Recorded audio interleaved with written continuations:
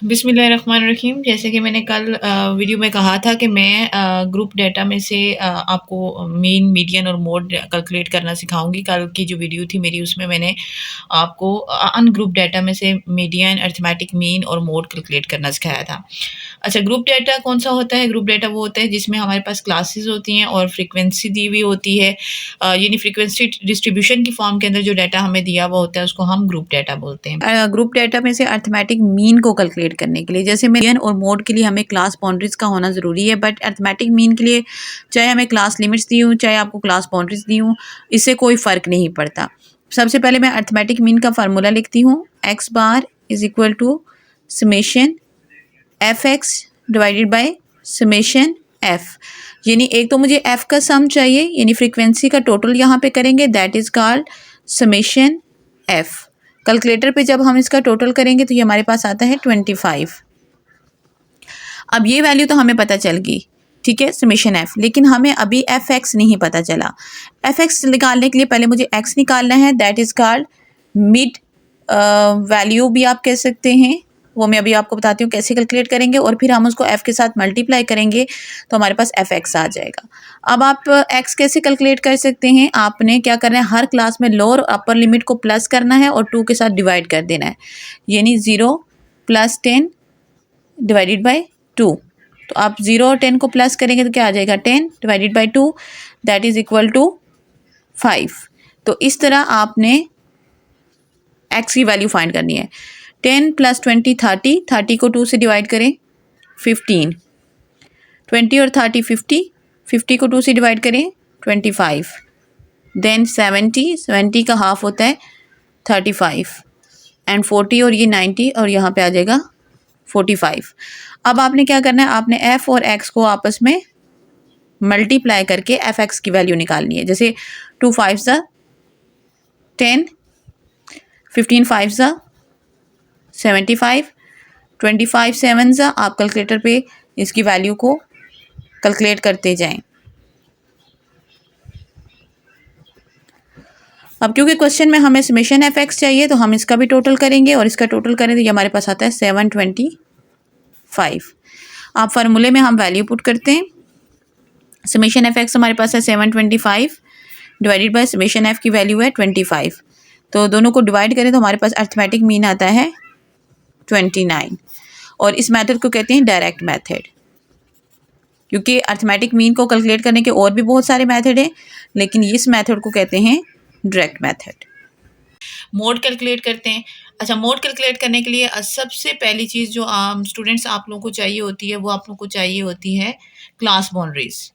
Class boundaries must calculate करनी है। अगर पहले आपने चेक करना है कि क्लास बाउंड्रीज हमें दी हुई तो नहीं है क्वेश्चन के अंदर, कैसे पता चलेगा? अगर आप फर्स्ट क्लास को देखें तो यहाँ पे इसकी अपर लिमिट है 29 और नेक्स्ट क्लास की जो लोअर लिमिट है वो है 30। यहाँ पे सेम नंबर है तो ये क्लास बाउंड्रीज होंगी, और अगर यहाँ पे सेम नंबर ना हो तो फिर ये, जैसे कि अभी हमारे पास यहाँ पे 29 है और यहाँ पे 30 है, तो इट मीन्स कि ये क्लास बाउंड्रीज नहीं है, क्लास लिमिट्स हैं। तो सबसे पहले जो चीज़ हमें कैलकुलेट करनी है वो है क्लास बाउंड्रीज। अच्छा, क्लास बाउंड्रीज कैसे कैलकुलेट कर सकते हैं?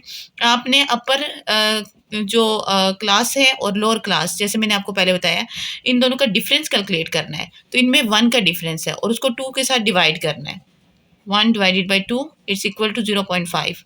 अब ये जो वैल्यू आपके पास आई है इसको आपने तमाम की तमाम लोअर वैल्यूज, लोअर लिमिट के अंदर से माइनस करना है और अपर लिमिट के अंदर प्लस कर देना है। 25 में से 0.5 को माइनस करेंगे तो ये आ जाएगा 24.5, 29.5। 35 में से माइनस करेंगे तो 34.5, 39.5, 44.5, इसी तरह से 49.5 एंड 54.5। अब जितनी भी अपर लिमिट्स हैं उनके अंदर हमने 0.5 को प्लस कर देना है। तो ये हो जाएगा प्लस करके 29.5, 34.5, 39.5, 44.5, और इसी तरह हम सब में प्लस करते जाएंगे। अब आप देख सकते हैं कि यहाँ पे अपर लिमिट जो हमारे पास है वो है 29.5 और नेक्स्ट क्लास की जो लोअर लिमिट है वो भी है 29.5, यानी कि सेम वैल्यूज है। This is called class boundaries. अब मैं आपको मोड का फार्मूला बताती हूँ। मोड का फार्मूला होता है L plus F M minus F1 divided by F M minus F1 plus F M minus F2 multiply by H. अच्छा, कुछ जगहों पे ये फार्मूला यूज़ किया जाता है और इसकी जगह आप सेकंड फार्मूला भी यूज़ कर सकते हैं। दोनों से आंसर के ऊपर कोई इफेक्ट नहीं पड़ेगा, लेकिन it's quite easy for the students to remember this formula, so मैं हमेशा ये वाला फार्मूला पुट करती हूँ। अच्छा, अब सबसे पहले आपको एक मॉडल क्लास चूज़ करनी है यहाँ से। तो मोड के कैलकुलेट करने के लिए आपने वो क्लास चूज़ करनी है जिसकी फ्रिक्वेंसी सबसे ज़्यादा है। तो यहाँ पे किस क्लास की फ्रिक्वेंसी सबसे ज़्यादा है? दिस वन 20, इसको हमने सेलेक्ट किया। आप गौर से समझिएगा, इस क्लास की जो फ्रीक्वेंसी होती है दैट इज कॉल्ड FM। इससे जो प्रीवियस फ्रीक्वेंसी होती है that is called F1। Next कहलाती है F2। तो ये आपने मार्क कर लिया। जो क्लास आपने सेलेक्ट की उसकी फ्रीक्वेंसी FM, उससे प्रीवियस F1, उससे नेक्स्ट F2 और उसकी जो लोअर लिमिट है वो L। What is H? H means interval, lower limit और अपर लिमिट के दरमियान कितने का डिफरेंस है, यानी 39.5 से लेकर 44.5 तक कितने नंबर का गैप है, डिफरेंस है, वो दैट इज कॉल्ड H। अब ये तमाम वैल्यूज आपने फार्मूले में पुट करनी है। L हमारे पास है 39.5, FM हमारे पास है 20, F1 8।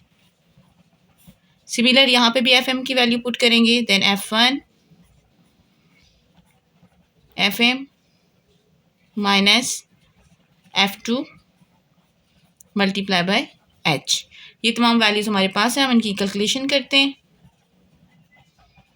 20 में से 8 को माइनस किया 12, 20 में से 8 को माइनस किया 12, 20 में से 6 को माइनस किया 14 मल्टीप्लाई बाय H। हमारे पास कितना है? 39.5 से आगे हम कैलकुलेट करते हैं 40.5, 41, 42, 43 एंड 44। सॉरी, H यहाँ पे हमारे पास 5 है।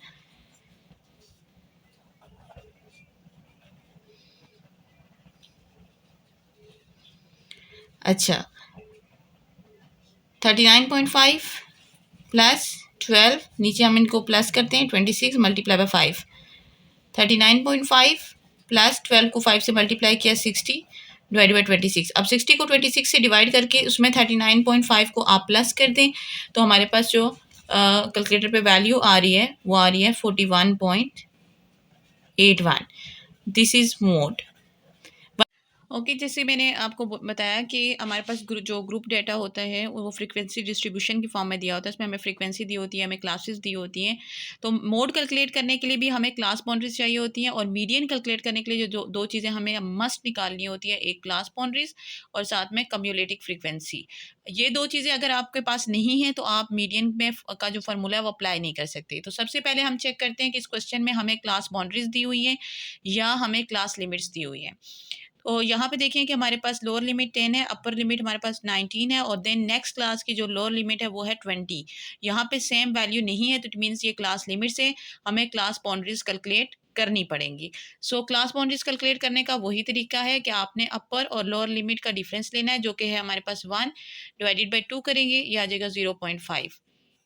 इस 0.5 को तमाम लोअर लिमिट्स के अंदर से हम माइनस करेंगे और अपर लिमिट में हम प्लस कर देंगे। 10 में से 0.5 को माइनस किया तो 9.5, देन यहाँ पे 20 में से माइनस किया तो 19.5, 30 में से माइनस करेंगे तो 29.5, 40 में से माइनस करेंगे तो 39.5 एंड देन 50 में से माइनस करेंगे तो ये 49.5।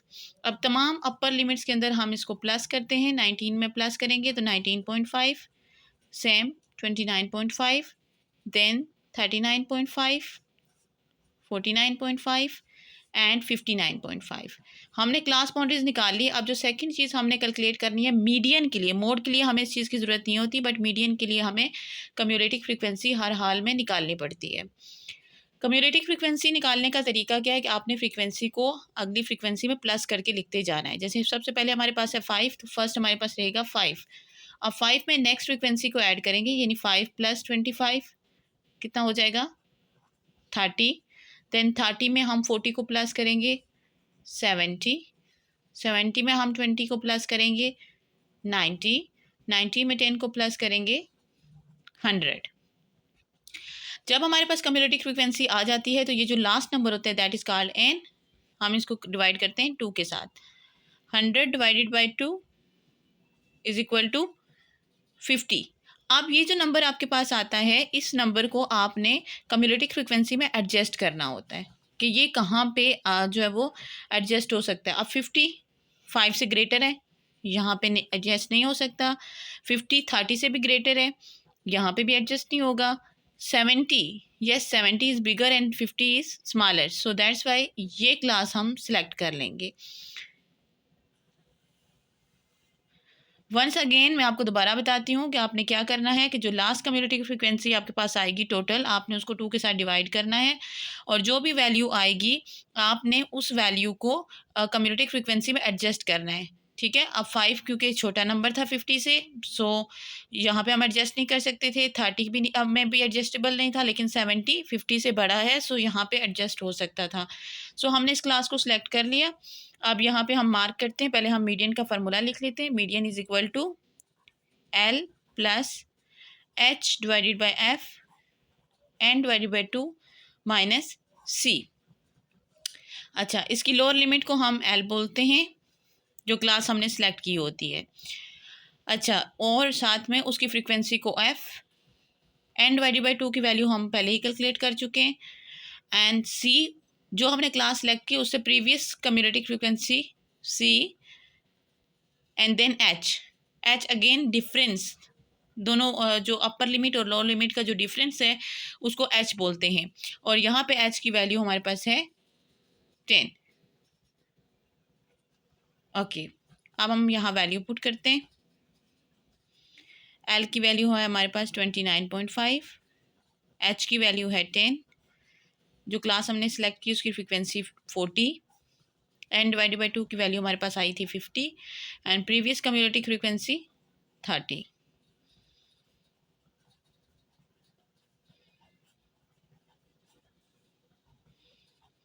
ओके, अब हम 20 और 10 को मल्टीप्लाई करेंगे।